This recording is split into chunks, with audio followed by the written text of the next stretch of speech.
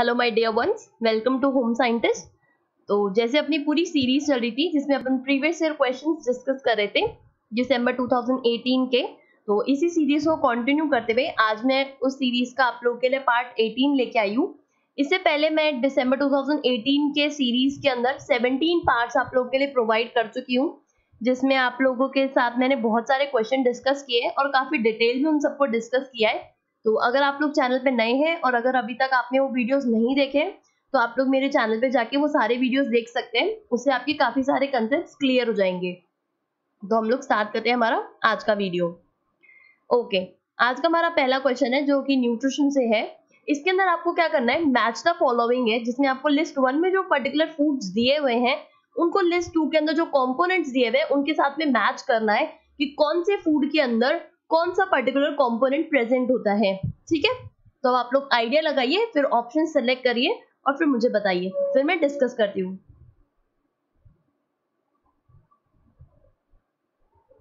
एक ही ऑप्शन से आपका पूरा क्वेश्चन सॉल्व हो जाएगा। जो आपको सबसे इजी या सबसे सिंपल इसके अंदर ऑप्शन लगे आप उसको सबसे पहले मैच करना। ये सिंपल स्ट्रैटेजी होती है क्वेश्चन सॉल्व करने की, कि जो आपको नाम पता होता है तो उसका सबसे पहले आप लोग को आइडिया लगाना चाहिए, फिर अगर नहीं बैठता है तो फिर हम लोग दूसरे ऑप्शंस देखते हैं। ठीक है, तो इसमें सिंपल एक ऑप्शन है जिससे आप पूरा क्वेश्चन सॉल्व कर सकते हो। तो आप लोग आइडिया लगाओ, फिर मैं डिस्कस करती हूँ।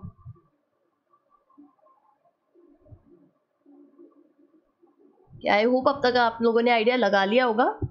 इसका सही आंसर है हमारा ऑप्शन नंबर 4। अब इसमें मैं जो आपको बोल रही थी कि सिर्फ एक ऑप्शन से हो जाएगा, वो कौन सा? मेयोनीज। मेयोनीज हम सबको पता है, और मेयोनीज कैसे बनती है वो भी हमें सबको पता है भाई, लेसिथिन की वजह से। ठीक है, तो डी का हमारा क्या हो गया, ऑप्शन नंबर 2। अब डी जाके देखो, नहीं नहीं नहीं, सिर्फ यहाँ पर देखो। ठीक है, तो सिर्फ एक ऑप्शन से आपका पूरा आंसर एकदम सही हो गया। ठीक है, क्योंकि डी का सेकंड ऑप्शन अपने को कंफर्म है कि भाई मेयोनीज है वो लेसिथिन से ही बनती है, क्योंकि ये इमल्सिफायर होता है एक तरीके का। ठीक है, और हमारी जो मेयोनीज होती है वो भी इमल्सिफाई होती है। तो सिर्फ एक ऑप्शन से आपका पूरा क्वेश्चन क्लियर हो गया। अब मैं आपको बाकी के सारे ऑप्शंस भी एक्सप्लेन करती हूँ। ओके, सबसे पहले हम लोग देखते हैं रेजिविट्रॉल। रेजिविट्रॉल जो होता है ना वो आपके ग्रेप्स के अंदर प्रेजेंट होता है। ठीक है, जिससे हम लोग वाइन बनाते हैं या फिर ग्रेप जूस बनाते हैं। ठीक है, तो उन सब के अंदर रेजिविट्रॉल जो है वो मेन कंपोनेंट होता है, क्योंकि वो उनकी स्किन के अंदर प्रेजेंट होता है ग्रेप्स की। ठीक है, और कुछ और फूड आइटम्स भी हैं जिनके अंदर रेजिविट्रॉल प्रेजेंट होता है, जैसे कि आपके पीनट्स हो गए, आपके कोकोआ हो गया, या फिर आपकी जो बेरीज हैं जो कि वैक्सीनियम जो स्पीशी होती है हमारी बेरीज की, ये एक स्पेसिफिक टाइप ऑफ स्पीशी है बेरीज की, जैसे बहुत सारी वेराइटीज होती है उस तरीके से।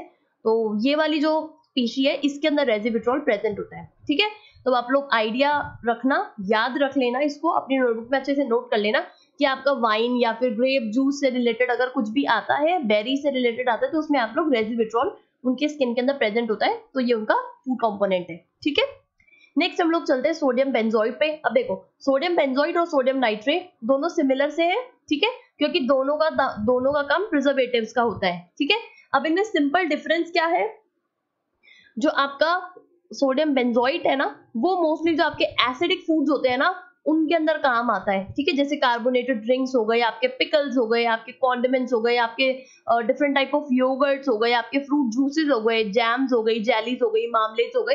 तो इन सबको जब प्रिजर्व करना होता है हमें, ठीक है, इनका मतलब स्पॉइलेज नहीं हो या फिर इनके अंदर कोई भी बैक्टीरियल इन्फेक्शन, कंटामिनेशन नहीं हो, तो उन सबसे प्रिजर्व करने के लिए हम लोग सोडियम बेंजोइट डालते हैं। और दूसरी जगह पे जो आपका सोडियम नाइट्रेट होता है, नाइट्रेट रिमेंबर, तो ये जो होता है ना ये मेनली जो आपके फूड आइटम्स होते हैं जो कि आपके नॉनवेज आइटम्स होते हैं, जैसे कि बेकन हो गए, मीट हो गया, बीफ हो गया, हैम एंड हॉट डॉग्स, ठीक है, meets and salamis and smoked fish, तो इन सबको जो है माइक्रोबियल इन्फेक्शन से बचाने के लिए, ठीक है, और एक स्पेसिफिक फ्लेवर देने के लिए इनमें जो पर्टिकुलर फैट्स और लिपिड्स प्रेजेंट होते हैं उनका ऑक्सीडेशन ना हो, उन सबसे प्रिजर्व करने के लिए हम लोग सोडियम नाइट्रेट जो है वो उसमें डालते हैं एज अ प्रिजर्वेटिव। ठीक है, तो आप ये दोनों मैं आप लोग के लिए एक स्पेसिफिक पूरा लेसन बना दूंगी जिसके अंदर हम लोग सारे टाइप के प्रिजर्वेटिव्स के ऊपर बात करेंगे।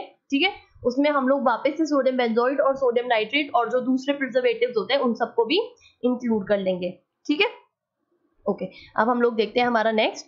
ओके, सब नेक्स्ट आता है हमारे कैटकिन्स। कैटकिन्स होते हैं वो एक इनकी जो है एंटीऑक्सीडेंट एक्टिविटी होती है, ये फिनोलिक कंपाउंड्स होते हैं और ये मेनली कहाँ प्रेजेंट होते हैं, आपकी ब्लैक टी, आपकी ग्रीन टी, आपके कोकोआ और आपके जो बेरीज होती है, जिसको हम लोग ये बोलते हैं कि भाई बहुत अच्छा एंटीऑक्सीडेंट का सोर्स है हमारी जो बेरीज होती है, जिसके अंदर आप लोग ब्लूबेरीज ले लो या फिर गूसबेरीज आ गई आपकी, ठीक है, या फिर आपके आंवला आ गए जो हम लोग नॉर्मल इंडियन लोग काफी कंज्यूम करते हैं, वो चीज आ गई सारी, आपके स्ट्रॉबेरीज हो गई और चेरीज हो गए, आपके जितने भी बेरीज फ्रूट होते हैं ना, उन सब के अंदर एंटीऑक्सीडेंट एक्टिविटी होती है। तो क्यों?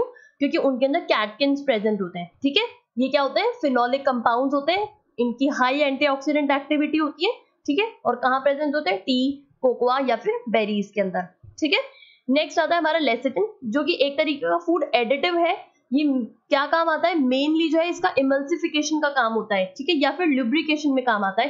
तो मेन जो हम लोग लेसिटिन को काम में लेते हैं वो इमल्सिफायर का काम आता है। हमारे पास दो तरीके के इमल्शन होते हैं, ऑयल इन वाटर और वाटर इन ऑयल का, ठीक है। तो आपका जो मेयोनीज वाला होता है ना, वो ऑयल इन वाटर वाला इमल्शन होता है, और जो आपका बटर होता है वो आपका वाटर इन ऑयल वाला इमल्शन होता है, ठीक है। तो अब ये जो मैंने आपको इंपॉर्टेंट बताया, ये आप लोग अपनी कॉपी के साइड में नोट करते जाओ, क्योंकि कई बार क्वेश्चन आ जाते हैं पेपर के अंदर कि ऑयल इन वाटर का एग्जाम्पल कौन सा है या फिर वाटर इन ऑयल का एग्जाम्पल कौन सा है, ठीक है।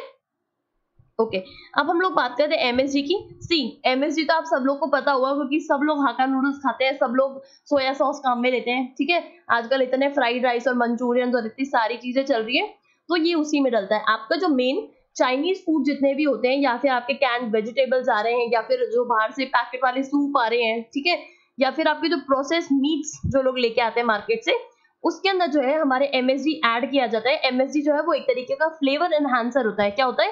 फ्लेवर एनहांसर होता है, ठीक है। तो ये फ्लेवर एनहांस कर देता है किसी भी पर्टिकुलर फूड का, तभी तो चाइनीज फूड इतना मजे से खाते हो ना आप लोग, क्योंकि उसके अंदर एमएसजी होता है, ठीक है।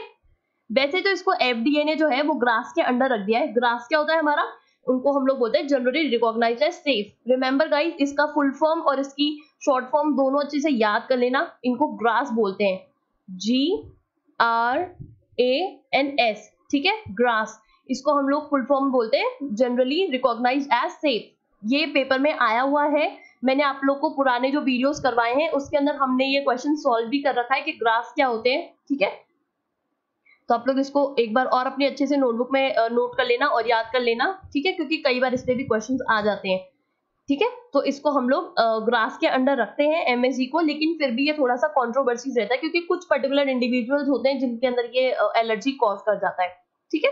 ओके, अब हम लोग बात करते हैं पैक्टेंस की।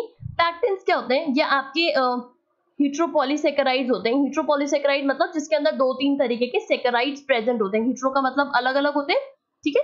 तो इसके अंदर क्या होता है ना, ये आपके जो फ्रूट्स होते हैं ना उनके अंदर प्रेजेंट होता है, यानी आपने पैक्टेंस हम लोग काम में लेते हैं। पैक्टेंस जैसे आपका जो जूस होता है ना वो बहुत फाइबरस सा होता है, ठीक है, लेकिन उसके अंदर जब हम लोग पैक्टेन ऐड करते हैं तो वो एकदम फाइबरलेस हो जाता है, ठीक है।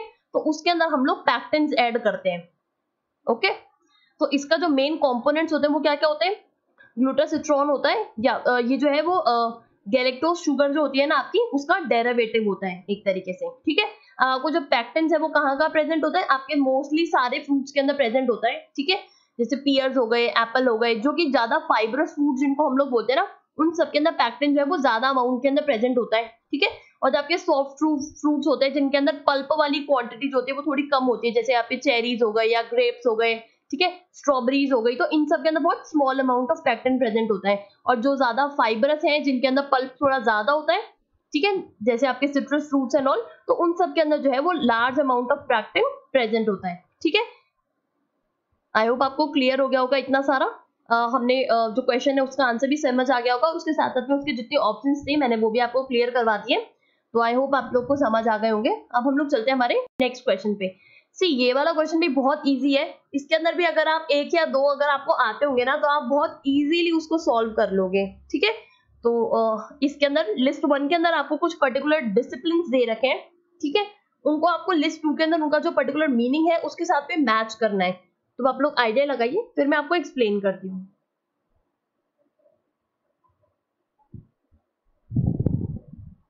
सी, इसमें भी एक ऑप्शन से हो जाएगा आपका, ठीक है। तो आप लोग आइडिया लगाओ।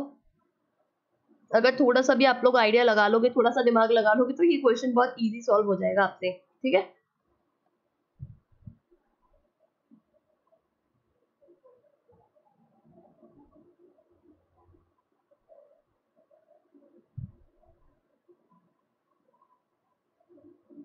ओके, आई होप आपने आइडिया लगा लिया होगा। सी, इसका सही आंसर है हमारा ऑप्शन नंबर 2। अब मैं आपको एक्सप्लेन करती हूँ ऑप्शन नंबर 2 कैसे। देखो, सबसे इजी आपको पता होता है एनाटॉमी क्या होती है, किसी भी पर्टिकुलर इंडिविजुअल की इंटरनल या फिर एक्सटर्नल बॉडी का स्टडी करना इज एनाटॉमी, जो कि हम लोग पढ़ते हैं, ठीक है। जब हम लोग डाइजेशन और इन सब की बात करते हैं तो हम लोग फिजियोलॉजी और एनाटॉमी दोनों चीजें पढ़ते हैं, क्योंकि आपको इंटरनल डाइजेस्टिव सिस्टम पूरा पढ़ना होता है जो कि बॉडी के अंदर प्रेजेंट है ना। तो उन सारी चीजें जो भी आपकी बॉडी में प्रेजेंट है एक्सटर्नली इंटरनली, उन सब की स्टडी को हम लोग एंथ्रोपोमेट्री एनाटॉमी बोलते हैं, ठीक है।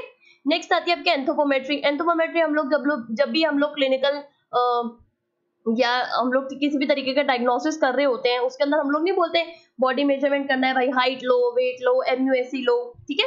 तो ये जो सारी आपकी बॉडी ह्यूमन बॉडी डायमेंशंस का मेजरमेंट होता है उसको हम लोग एंथ्रोपोमेट्री बोलते हैं, ठीक है, क्लियर। अब हम लोग चलते हैं जो उस एक ऑप्शन के ऊपर बात करते हैं जिससे हमारा पूरा क्वेश्चन सॉल्व हो सकता था, वो था हमारा कॉग्निशन। देखो, कॉग्निशन जो है वो हमारे एजी से रिलेटेड है, और साथ साथ में जब आप टीचिंग एप्टीट्यूड पढ़ते हो तो उसमें भी हम लोग कॉग्निशन की बात करते हैं। कॉग्निशन का मतलब होता है वो स्टडी, एक पर्टिकुलर ह्यूमन की स्टडी जिसके अंदर हम लोग उसके थॉट्स पढ़ रहे हैं, एक्शंस पढ़ रहे हैं, या फिर उसकी रीजनिंग की क्वालिटी देख रहे हैं, यानी उसका ब्रेन कितना डेवलप हो गया है उसके ऊपर अगर हम लोग स्टडी करें तो उसको हम लोग कॉग्निटिव स्टडी या फिर कॉग्निशन बोलते हैं, क्लियर, ठीक है। सिर्फ एक ही ऑप्शन के अंदर आपका D5 दे रखा था, तो उससे आपका आंसर इजी क्लियर हो जाना चाहिए था, ठीक है। नेक्स्ट आते हैं आपके बायो मैकेनिक्स। अब देखो, इसमें 2 वर्ड है, इसको तोड़ो, इसमें बायो है और साथ साथ में मैकेनिक्स है। तो बायो का मतलब क्या होता है, लाइफ, यानी कोई भी लिविंग ऑर्गेनिज्म, और मैकेनिक्स यानी किसी भी मैकेनिकल एलिमेंट का उसके अंदर यूज होना। तो सिंपल इसका भी ऑप्शन आपका 4 हो जाता, जिसके अंदर आप कंसर्न होते हो मैकेनिकल एलिमेंट्स और लिविंग ऑर्गेनिज्म, क्लियर। इसके अंदर लाइफ भी है, इसमें मैकेनिकल एलिमेंट्स भी है, इजी। आई होप आपको क्लियर हो गया होगा। ओके, तो इतने ही थे हमारे आज के क्वेश्चंस। आई होप आपको मेरे समझाए हुए क्वेश्चंस अच्छे लग रहे होंगे, आपको उनकी अंडरस्टैंडिंग बैठ रही होगी। तो अभी हमारे पास 3 महीने हैं, हमारा एग्जाम जो है वो मोस्टली सितंबर अक्टूबर की बात हो रही है, तब तक हो सकता है।